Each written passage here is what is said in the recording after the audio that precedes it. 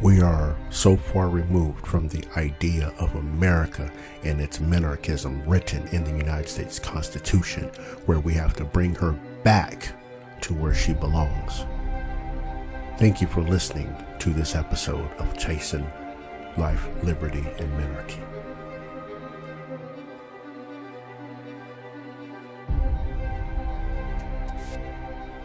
Happy Sunday. Hopefully you enjoyed your weekend, my fellow minarchist minions. I mean it out of love, though. You're not minions, but you know what I mean. You are future converts. All jokes aside, I appreciate y'all really for even taking the time. I'm thankful that you guys even take the time out of your day, take 45 minutes out of your day to listen to me babble about government, how government it should work, how to preserve liberty, preserve individual liberty, and protect property rights of all. Right. Um, and I hope throughout the last three series, this one being the third, so far into this, that you've taken some ideas and you've kind of molded them and expanded on those in your own right when you have conversations with people, if it happens to be about government in particular, right? To spread the word. You don't have to attribute it to me and all this good stuff. You know what I mean? I'm not the gatekeeper of words and knowledge. I just tell you what I know off the top of my head and other things, and let people, do as they will with it. Um, so again, I hope y'all have enjoyed this series. Make sure if you're not liked or subscribed to this channel, please make sure you do. If you're not over on the Patreon, make sure you go over there, patreon.com/TOLMF. Excuse me. And again, excuse me, I'm sorry. And that stands for Torch of Liberty Media Foundation. There is obviously a free membership over there. You can go and check out some of the content, excuse me, that I have available over there. And there's other content that is behind potential paywall, depending on what it is, like research, deep research, things of that nature. But again, you're more than welcome to subscribe to the free version and catch all the good stuff I do put out on that side too. Again, that's patreon.com/TOLMF. Make sure you are following the Rumble channel. Make sure you're doing that. Torch of Liberty Media Foundation. Make sure we're doing that. And make sure you follow us on social media, Facebook, Torch of Liberty Media Foundation. You can find us on X. I think it is TOLMFDN, if I remember correctly, on Twitter. And we're actually going to start broadcasting on Twitter next week. So that's great for Chasing Life, Liberty, and Minarchy. So we'll have all of them checked. Those of you that are happen to be on Twitch, we're over there too, Torch of Liberty Media Foundation. And if you're on Kick, Torch of Liberty Media Foundation, also over there on that video platform. So, and obviously YouTube's Torch of Liberty Media Foundation. You can catch us there too. So, whatever angle you choose, that's how we do. With that being said, look, we're talking about this last episode. I can't believe I can't believe this is the last episode of the moral compass. Why the minimal state is the only ethical state. I guess I got to come up with I have to come up with. I have a couple more ideas I have in my head to continue a Minarchy series, but getting deeper into,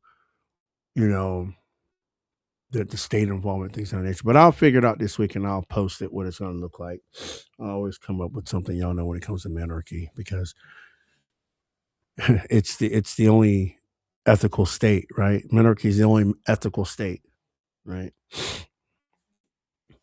Now, throughout these 7 episodes, we have navigated, right, the complex terrain of political philosophy, right, which is always guided by a single moral beacon, right? The self-ownership of the individual, right? And throughout the previous 6 episodes, we've rejected the coercive contract and the paternalistic mandate, right? We've also condemned the initiation of force via taxation for redistribution. Now, today, this evening, this afternoon, wherever you are, listen to this. We're about to synthesize all of these moral arguments, okay, into a final vision, okay, and I call it the ethical triumph of the minimal state, based on sovereignty and responsibility.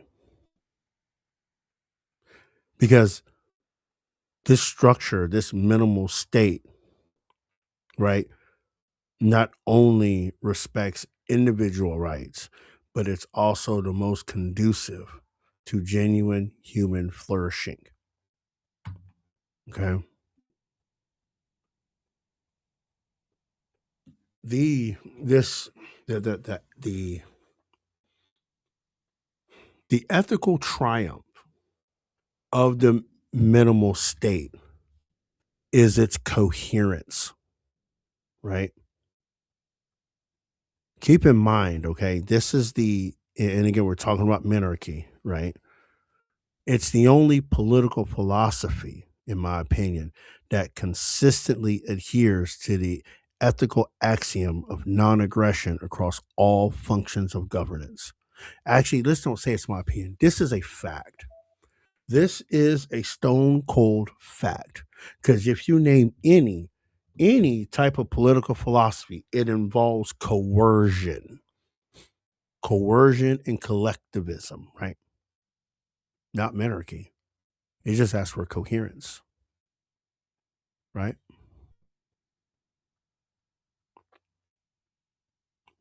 Let's talk about the moral mandate a second.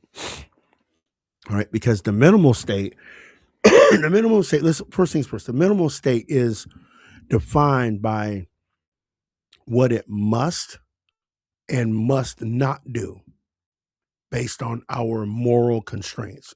Okay. There's two things, right? It must protect rights using a retaliatory force, right?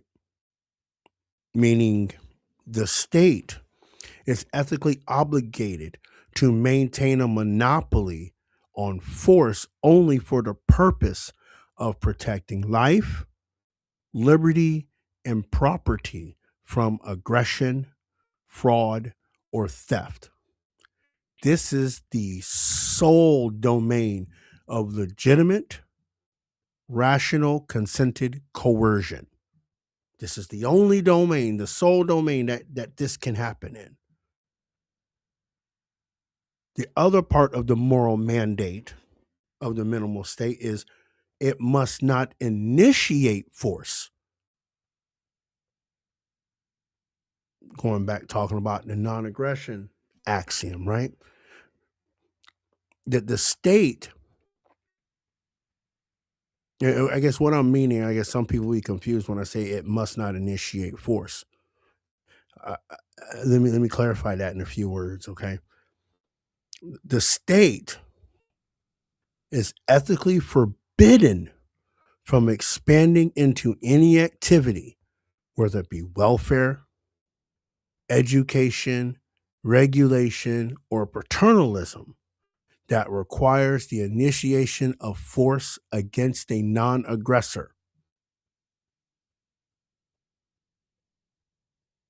I know some people will pause and be like, what do you mean, Rod? You don't, I'm going to use education as an example. You don't send your kids to school, what happens? The people with the badges come to your house ready to throw you in jail, right? You're a non aggressor. You have not aggressed upon anyone. You decided to take your kid out of school, but the man will come get you and put you in jail for not sending your child to school. That's the kind of things we're talking about. they're initiating force in that manner, right? This is what this is the ethical space the state should be in. They should not be in a space to be an aggressor upon a non-aggressor.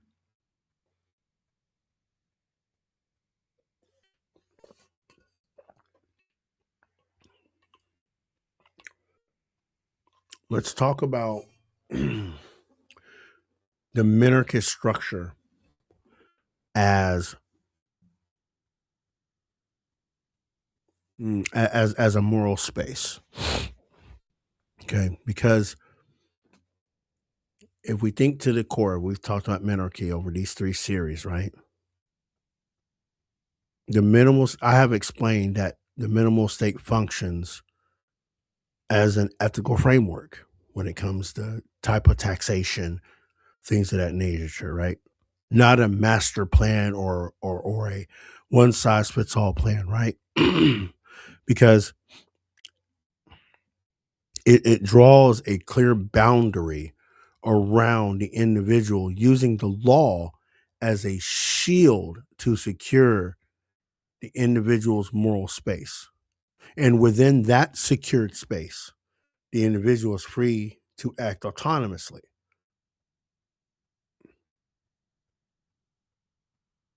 right? There's something to think about when we think about this ethical government, right? And what that ethical government, that moral mandate upon that type of the state, the government should be, right?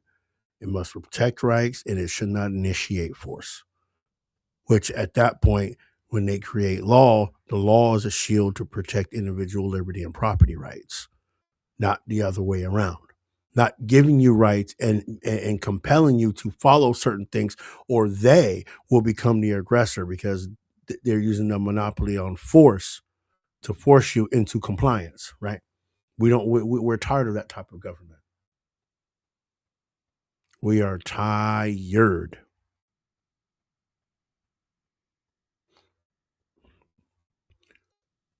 In that regard, right, we have to talk about the triumph of sovereignty and responsibility. Because the ethical value of minarchy is not just that it prevents harm, but that it compels moral virtue, excuse me, by forcing individuals to embrace full sovereignty and responsibility over their lives. It goes to the quote I put on TikTok the other day, right? Anti-statism is not an extreme political view. It's just the radical idea of taking personal responsibility. Something to think about.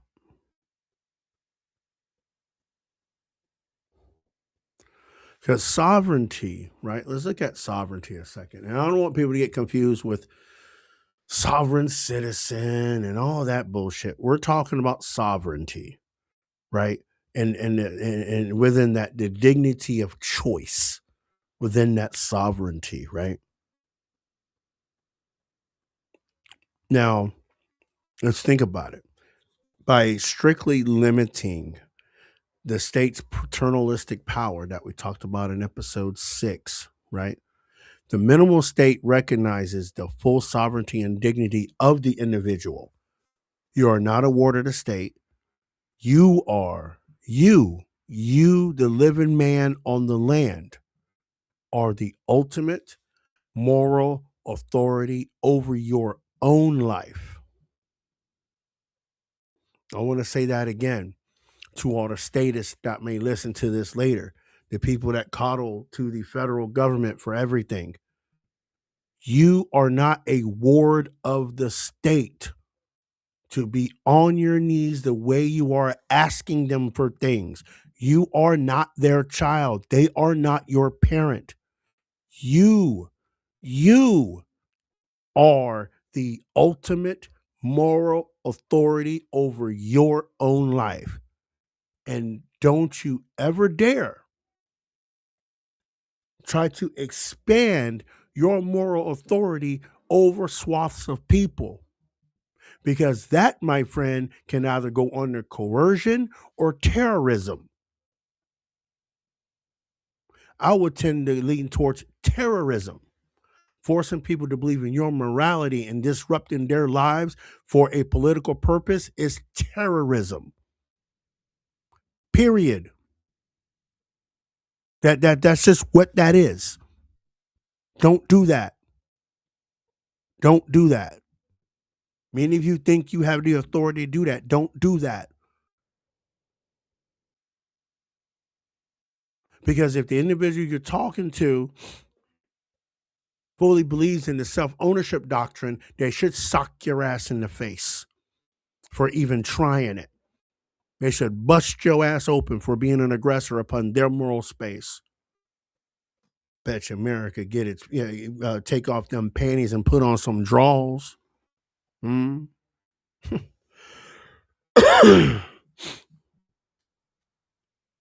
But I want y'all to understand, you have the ultimate moral authority over your own life,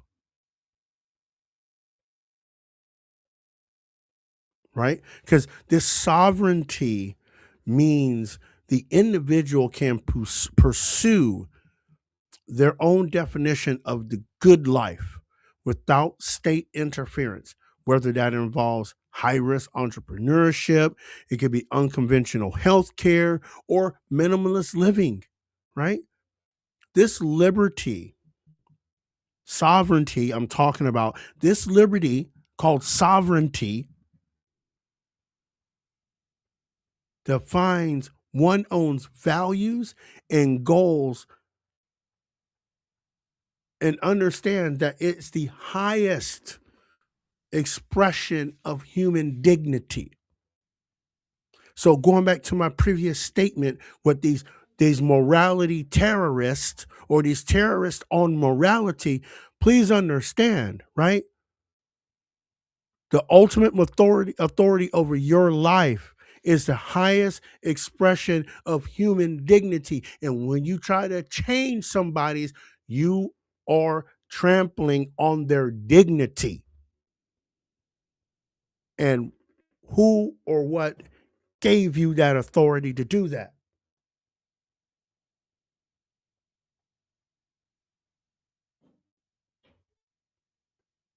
Now let's talk about the responsibility piece, because this piece is more important. Because without responsibility, you can't harbor or gain accountability, right? Because responsibility is the engine for moral growth, as I've said for a long time, right? Especially in psychology circles. Many disagree with me, but I'm gonna lay out kind of almost the same argument in my Minarchy argument as this, because it's the same philosophy, right? Now, if we think about, right, and again, think about from the context of we're eliminating the maxi state or the overreaching bureaucracy, right? That moral hazard we talked about in I would say exercise 5, episode 5, right?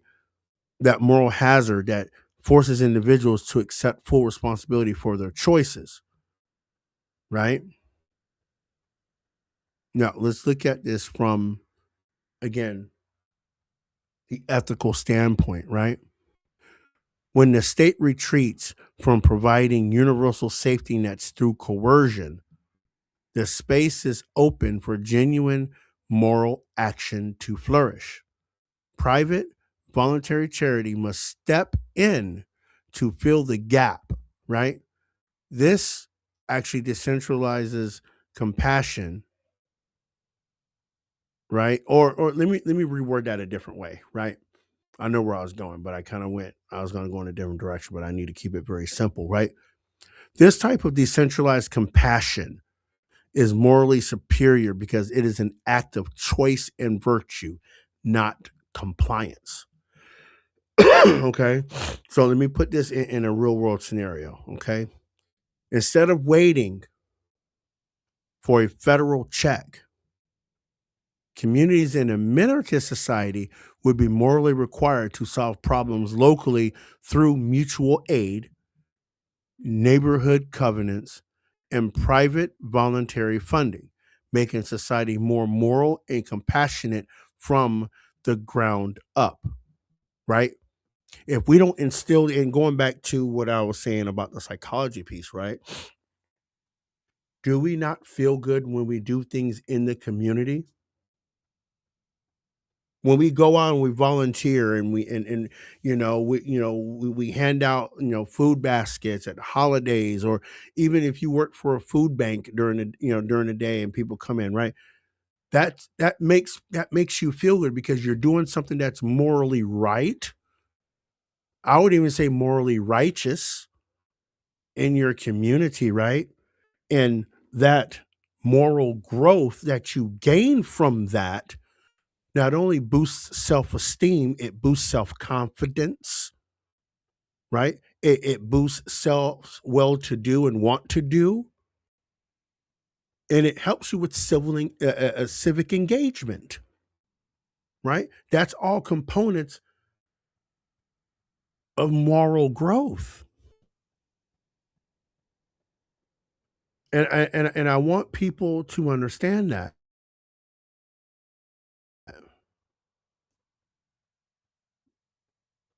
I want people to understand that, right? So that's why I say responsibility leads to accountability, right? And if you're not doing the things in your community to help uplift your community, right? How at that point you have to hold yourself accountable.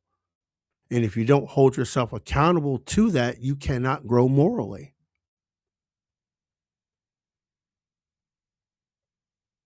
I want you to think about that a second. It could be even down to a point, right, where you're on social media and you're talking about solving problems locally just in a truth post or a getter post or a TikTok video, right? When you know your ideas are solid and you put those out there, it makes you feel better, right? You feel better about yourself. It's like, yeah, I can do this. I can talk about this because I've lived this. I've been through this. I understand this, right?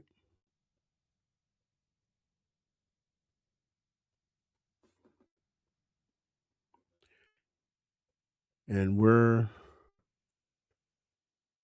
almost coming up on time, but please remember, people, like, subscribe, all that good stuff. Do all that. Do all of that before we go on. But I want to end my conclusion of this series with a conviction. Because I want people to remember, right? The core distinction between a maximized state and a minimal state is not efficiency, but it's ethics.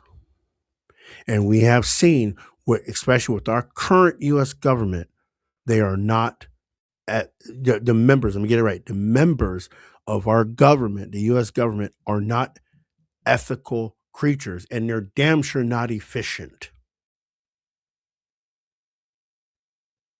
That's everybody from Congress to the mail boy in the FBI. All of them, the whole thing. They're not efficient and they're not ethical. By no means. Judiciary included.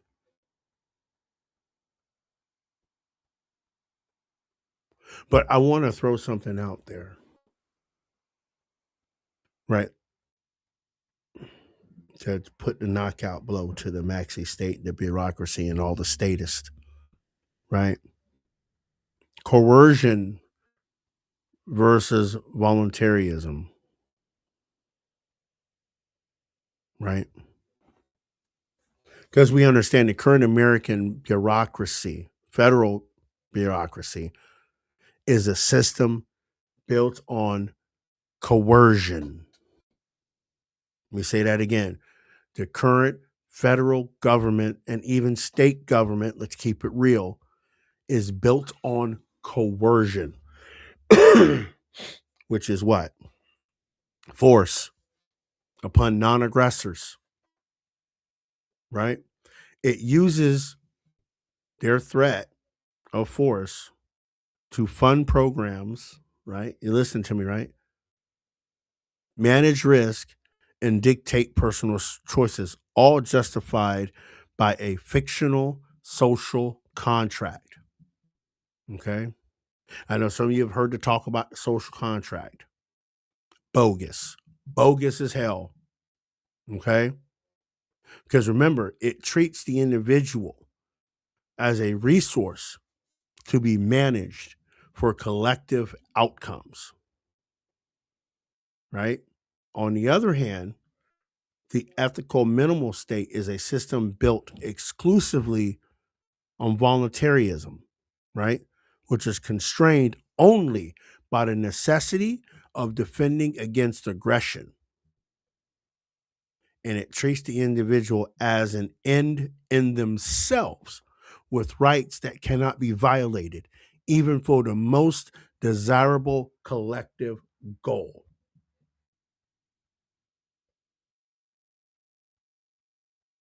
See, the ethical triumph of the minimal state is that it is the only political structure to do three things. One, respect the right to self ownership because it does not assert a partial claim over your body or labor. Okay. Number two, upholds the non aggression principle because it confines its force strictly to retaliation. And three is three and one go together more than anything, right?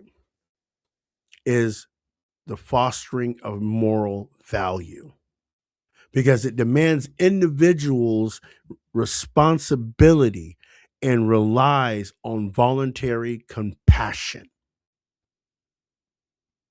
Right? You remember when the founders wrote the Constitution and they said this Constitution is for a moral people? You remember that?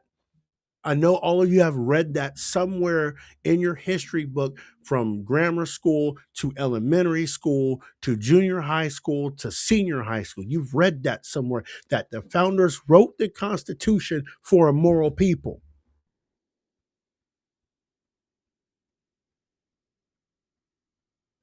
This is what they were talking about.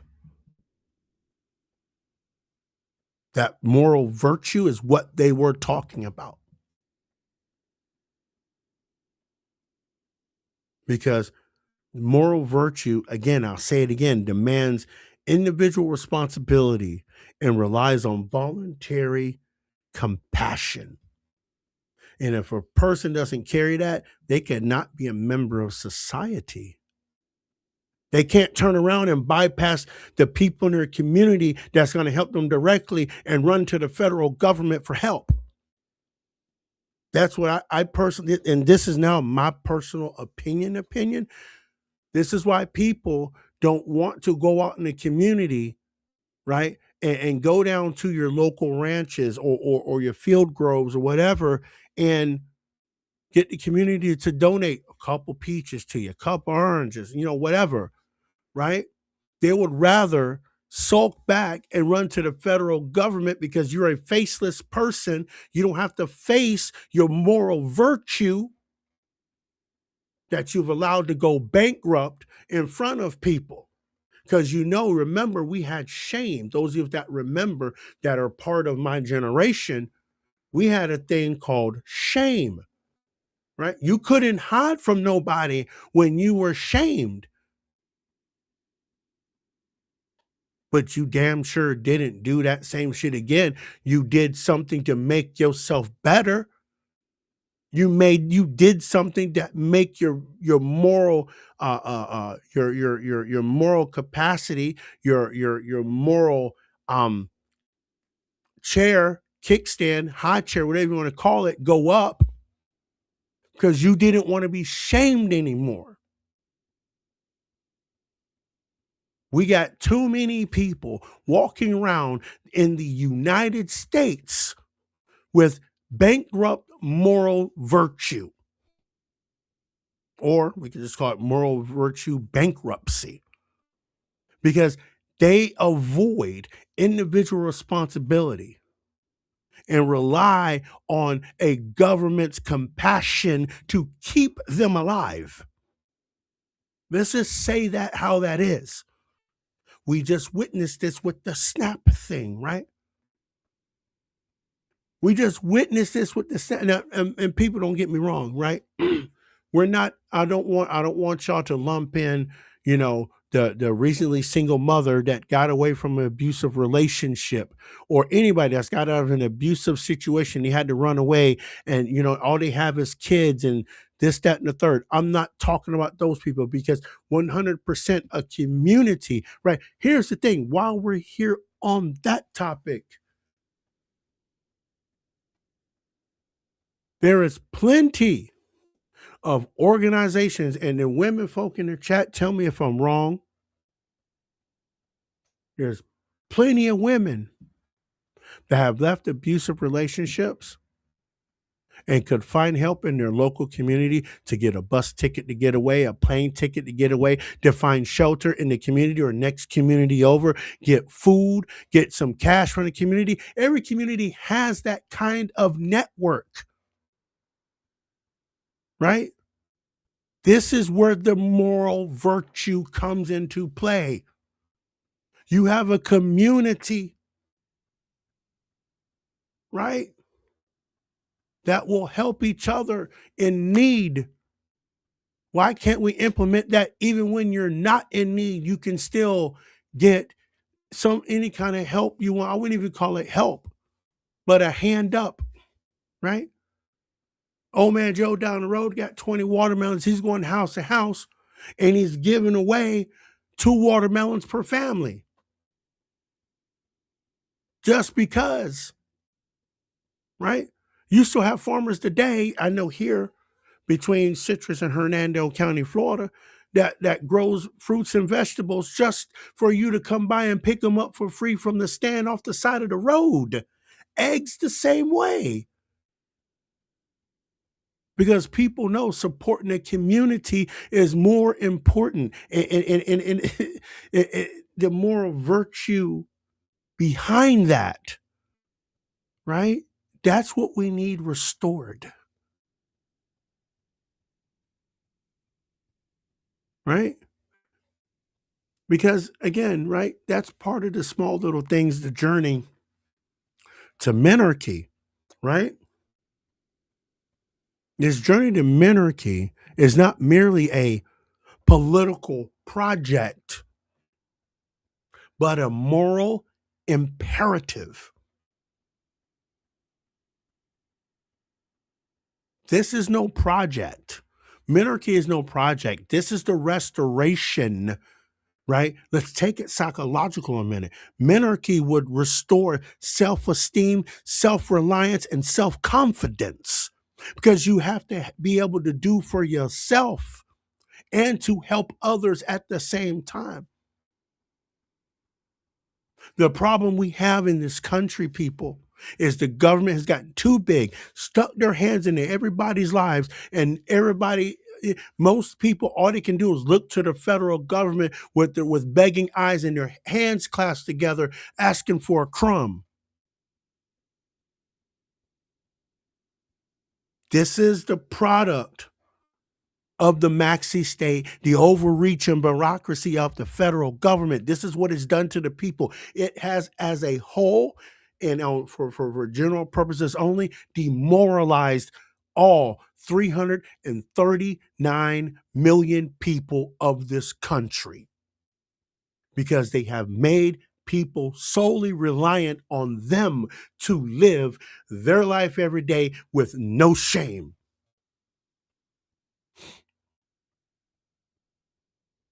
And what's the tail end of that? Oh, we don't get our SNAP. I'm just gonna rob people coming out the grocery store. I'm gonna run up in the grocery store and get 2 buggies of groceries and walk out. This is what that has created. The moral virtue bankruptcy. And people seem to think that's okay. It's not okay. It's not okay.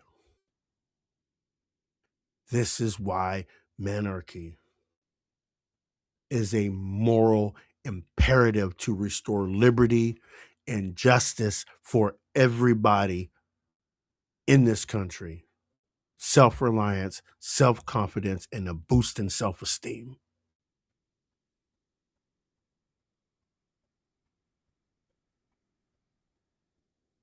The Minarchy is also a mandate to demand the state for a state that is honest about its use of force and ethically constrain in its own scope and fundamentally respect the sovereign individual.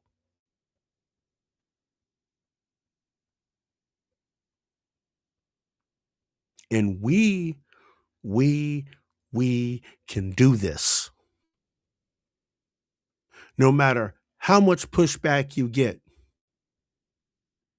we can do this. Because in order to lift this dark cloud off of our country, we have to eliminate the federal bureaucracy and overreach that it has created for itself by lying to the people and demoralizing them.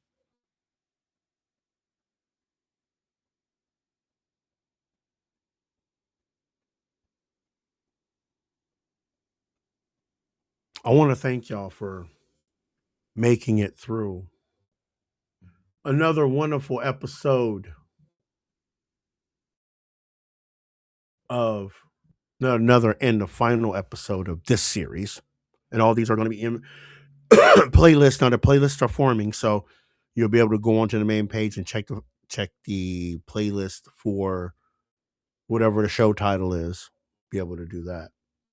I think I might eventually end up putting these shows into their own block setup too. So be on the lookout for that too. See how that works out. But I appreciate y'all hanging out and listening and taking in information. I greatly do appreciate it. I'm thankful for y'all. Um, I want to say if I don't catch y'all, no, yeah, I will because there's one more Sunday before. So we'll have to start. I'll start brainstorming another project tonight into tomorrow amongst everything that, that I got going on here. And try to create a new series based on Minarchy. I think I'm 2 for 2 so far. I think no, 3 for 3. This is 3 for 3. I'm sorry, I can't count. 3 for 3. Because look, this Minarchy thing, like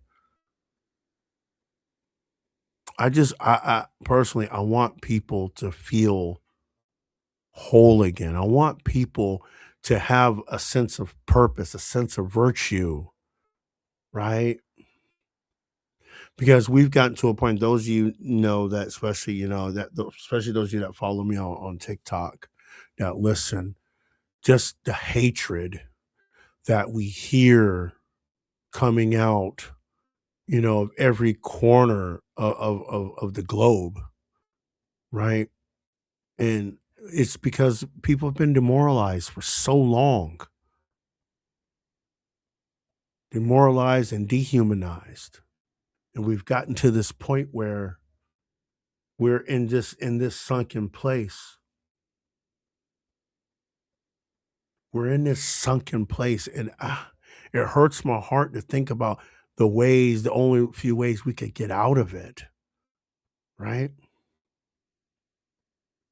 But I also want to say before I close the show out, rest in peace to, I know at least 14 people died on Bondi Beach there in Australia due to a terrorist attack upon um, Jewish folks observing the first day of Hanukkah.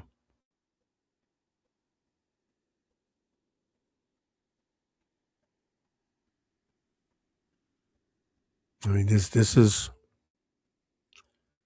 what I'm talking about, right? Moral virtue bankruptcy, right?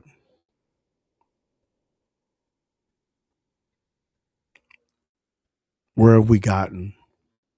Where are we? And to hear people, and to hear people on social media said they got what they deserved, or good for them. Maybe they'll leave other people alone. Maybe they'll start owning less banks, and not just sit here. The moral bankruptcy of these people. How demoralized can you be at this point? Like, this is not a they go low, we kick them, or they go low, we go lower. This is literally you punching up from a sunken place. This is what this is now at this point. You are punching up from a sunken place, trying to drag people down into your mentality.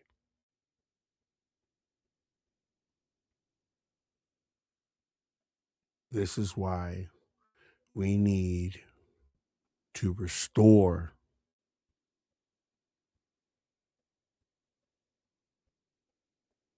This is why we need to restore a minimal state so they can't impose this propaganda against us in conjunction with the media, right? Because I want people also to understand, for the gun control nuts that may pull through, please understand, right? These guys had multiple firearms in Australia, and the common citizen didn't even have one to defend themselves. Defenseless Jewish people, you're shooting at. You coward son of a bitches. And those of you that are okay with this attack, you're a bigger coward. You are a bigger coward and a piece of shit at the same time. Because this is not how civilized people act. I said what I said. Civil and uncivilized people do not belong in a moral and just society. You should be expelled. Because a moral and virtuous people will not tolerate such harm to people. So you all should be removed. I'm not saying by what method, but you all should be removed. With that being said, I appreciate y'all. I love y'all. Remember, people, love your neighbors, love your families, but ultimately, love yourself. Until next time, y'all, peace and love.